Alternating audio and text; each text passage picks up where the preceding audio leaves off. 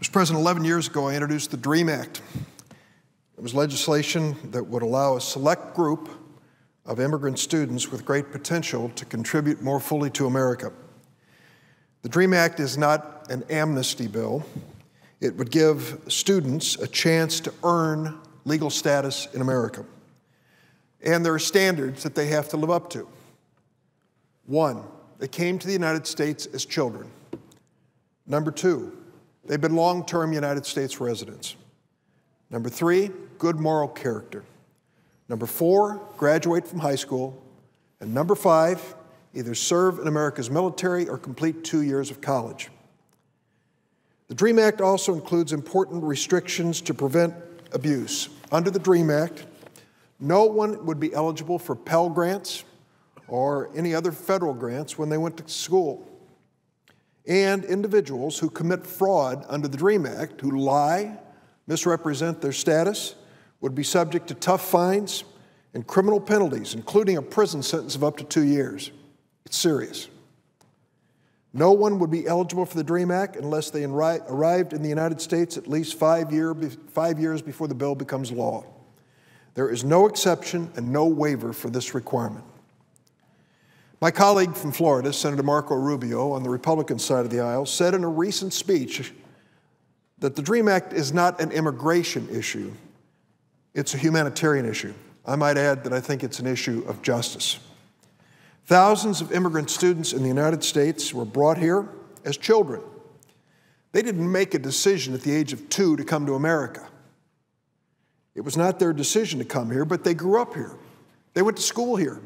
They stood up in classrooms across America, pledging allegiance to the only flag they ever knew, singing the Star-Spangled Banner before baseball games and football games, believing they were part of America. The fundamental premise of the DREAM Act is that we shouldn't punish children for their parents' actions. It's not the American way.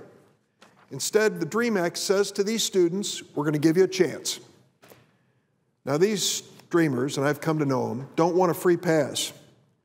All they want is a chance to earn their place in America. That's what the DREAM Act would give them. The DREAM Act just isn't the right thing to do. It would make America a stronger country by giving these talented young people the chance to serve in our military and to contribute to our future. Tens of thousands of highly qualified, well-educated young people would enlist in the armed forces. That's why we end up with the support of people like General Colin Powell. Here's a man who's given his life to our military and the security of America.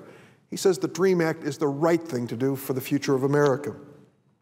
And studies have found that DREAM Act participants would contribute literally trillions of dollars to the U.S. economy during their working lives. When I introduced the DREAM Act, it was a bipartisan bill. There were Republican senators who actually debated me as to who was going to be the lead sponsor on the bill. They thought it was such a good idea. The DREAM Act has a history of broad bipartisan support. When I introduced it with Senator Orrin Hatch of Utah, he was chairman of the Judiciary Committee, and he was the lead Republican sponsor. When the Republicans controlled the Senate, the DREAM Act was reported by the Judiciary Committee on a 16-3 bipartisan vote. And on May 25, 2006, 6 years ago this week, the DREAM Act passed the Republican-controlled Senate on a 62-36 vote as part of comprehensive immigration reform. That bill, unfortunately, did not pass. Unfortunately, the Republican support for the DREAM Act has diminished over the years.